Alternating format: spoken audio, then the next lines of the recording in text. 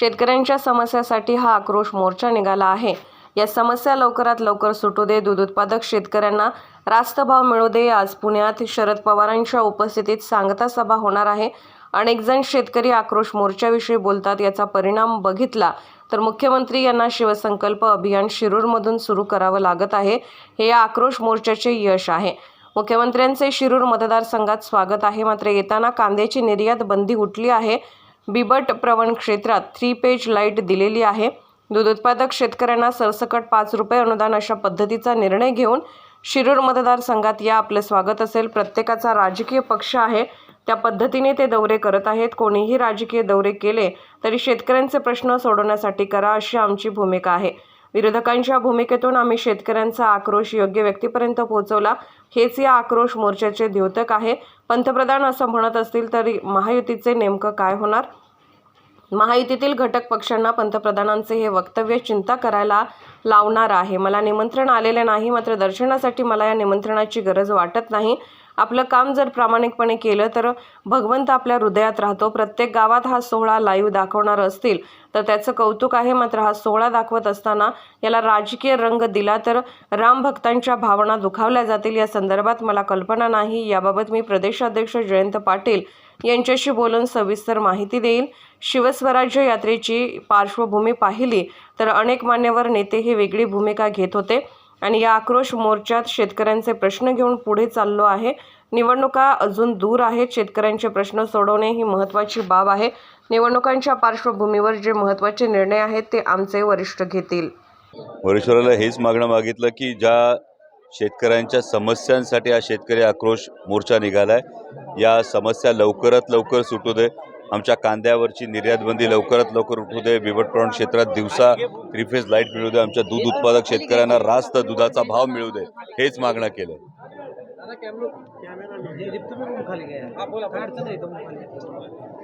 दादा, काय एकंदरीत आजचा 4था दिवस आहे, काय समारोप आहे, एकंदरीत कशा पद्धतीने असेल पूर्ण यात्रेचं नियोजन आणि कसं असतं? आज यामध्ये आता बारामती लोकसभा मतदारसंघातून पुन्हा शिंदवणे असेल, उरुळी कांचन असेल, लोणी काळभोर असेल, हडपसर करत हा शेतकरी आक्रोश मोर्चा जिल्हाधिकारी कार्यालयाला पोहोचणार आहे। आणि जिल्हाधिकारी कार्यालय परिसरामध्ये देशाचे नेते आदरणीय शरदचंद्रजी पवार साहेब, खासदार संजयजी राऊत साहेब आणि माजी मंत्री बाळासाहेबजी थोरात यांच्या उपस्थितीमध्ये सांगता सभा होणार आहे।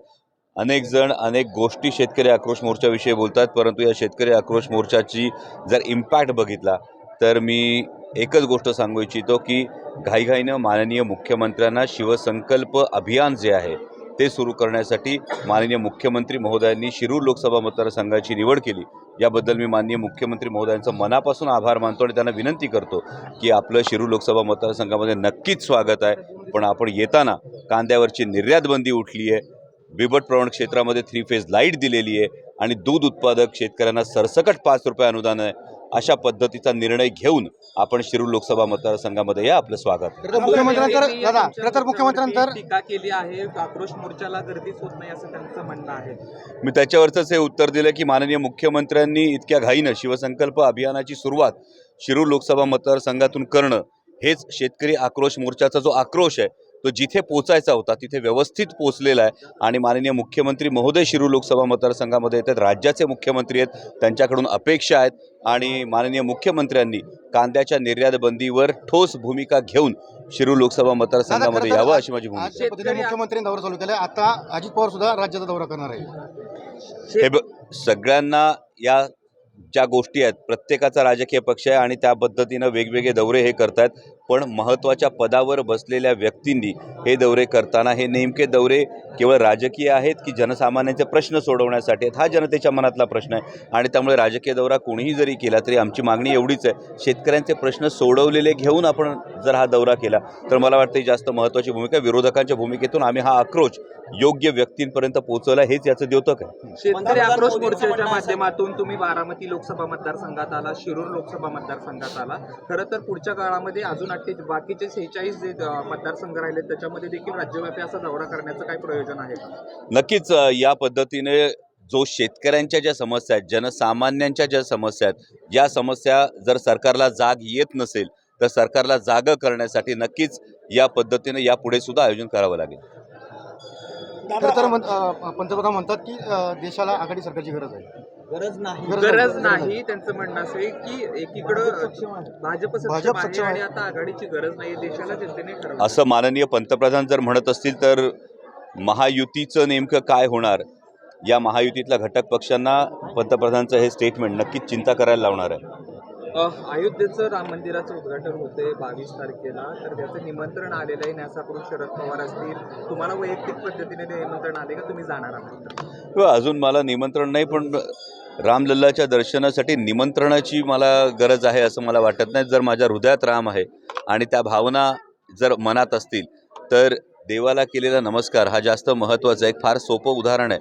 आपण जेव्हा संत शिरोमणी सावतामाळी महाराजांचं बघतो तर अरण हे गाव पंढरपूरपासून फार जवळ आहे, पण संत शिरोमणी सावतामाळी महाराज कधी पंढरीला दर्शनासाठी गेले नाही, पण त्या भक्तीने पांडुरंग त्यांच्या दर्शनासाठी आला. जेव्हा वारकरी संप्रदायाची ही परंपरा आहे की कोणतंही कर्मकांड टाळून आपल्या कामातून हा पांडुरंग पाहणं, आपल्या कामातून हा देव पाहणं, आणि त्याच पद्धतीने मला वाटतं की हे जर काम आपण प्रामाणिकपणे केलं तर भगवंताची कृपा ही कायम असेल. मंदिराचा उद्घाटन सोहळा राज्यातल्या प्रत्येक गावागावात दाखवण्याचं राज्य सरकारनं ठरवलं किंवा एका पद्धतीने राजकारण केलं जाते असं तुम्हाला वाटते का? कारण प्रत्येक गावामध्ये लाईव्ह ऑनलाईनच्या माध्यमातून हे दर्शन पोहोचवलं हे बघा, जातं. प्रत्येक गावामध्ये जर हा उद्घाटन सोहळा दाखवला जात असेल तर नक्कीच त्याचं कौतुक आहे. पण हा उद्घाटन सोहळा दाखवत असताना जर याला राजकीय रंग दिला तर नक्कीच सगळ्याच रामभक्तांच्या या भावना या दुखावल्या जातील. कारण अशा पद्धतीनं कोणत्याही देवाला राजकारणात गुंफणं हे कोणत्याही भक्ताला मान्य होत नाही. अजितदादांना अध्यक्षपद करण्यासाठी शरद पवारांनी एक बैठक बोलवली होती, असे काल जयंत पाटलांनी गौप्यस्फोट केला की अजितदादांना प्रदेशाध्यक्ष करायचं होतं, तर त्यानंतर ते दादाही गेले निघून त्यात. अशी बैठक बोलावली होती, कशामध्ये केलं? जयंत पाटलांनी फोन केला काल बोलताना एक ठिकाणी. कुठे? पवार साहेबांनी एक बैठक बोलवली होती अजितदादा. नाही, माझी या संदर्भात मला कल्पना नाही आहे, त्यामुळे मी मान्य प्रदेशाध्यक्षांची नीट माहिती घेऊन यावर भाष्य करणं उचित ठरेल. याआधी संघर्ष आपला याआधी शिवरायांची यात्रा झाली, आता ही यात्रा झाली. काय दोन यात्रेमधला फरक आहे? काय एकंदरीत बारामतीमध्ये दोन यात्रेमध्ये काय वेगळे? नक्कीच शिवस्वराज्य यात्रेच्या वेळची जर पार्श्वभूमी आपण बघितली तर शिवस्वराज्य यात्रेच्या आधी अनेक मान्यवर नेते हे 2019ची लोकसभा निवडणूक झाल्यानंतर अनेक मान्यवर नेते हे वेगळी भूमिका घेत होते, आपण पाहिलं होतं. आणि शिवस्वराज्य यात्रेने सगळ्याच नेत्यांनी जी ताकद लावली, कार्यकर्त्यांनी ताकद लावली, त्याने एक मरगळ जी होती ती झटकण्याचं काम त्यावेळी केलं होतं. शेतकरी आक्रोश मोर्चा मात्र सर्वसामान्य शेतकऱ्यांच्या व्यथा वेदना सरकारपर्यंत पोहोचवण्यासाठी आहे. आणि माननीय मुख्यमंत्री महोदय जर शिरूर लोकसभेमध्ये पहिली शिवसंकल्प त्यांच्या अभियानाची जर सभा घेत असतील तर मला वाटतं हा शेतकरी आक्रोश राज्याच्या प्रमुखांपर्यंत पोहोचला. आता राज्याच्या प्रमुखांकडून अपेक्षा आहे की आमच्या कांद्याच्या निर्यातबंदीविषयी महाराष्ट्र सरकार काय धोरण घेणार. बिबट प्रवण क्षेत्रामध्ये आमच्या शिरूर लोकसभा मतदारसंघामध्ये जी येत आहेत, इथं बिबट्यांची संख्या 400 ते 500 आहे. दररोज हल्ला होत आहे. आता तर शहरी भागात सुद्धा बिबटे, आमच्या चिखली परिसरात सुद्धा बिबटे आढळलेले आहेत. तर या बिबट प्रवण क्षेत्रामध्ये दिवसा 3 फेज लाईट देणार का, ही माननीय मुख्यमंत्री महोदयांकडून दुधाला रास्त सरसकट अनुदान देणार का, या सगळ्या अपेक्षा माननीय मुख्यमंत्री महोदयांकडून आहेत.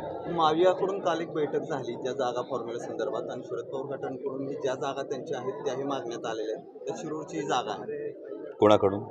मावियाकडून. शरद पवारांनी ज्या जागा आहेत राष्ट्रवादीच्या ते मागितल्या सगळ्या, कारण काल काँग्रेस आणि शरद पवार गटाची आणि उद्धव ठाकरेंची बैठक झाली, त्यामध्ये शरद पवारांच्या जागा त्यांच्या स्वतःच्या त्या मागितल्या सगळ्या. शिरूरची जागा आहे, त्यामुळे तर काय वाटतं सगळ्या फॉर्म्युला काय होईल?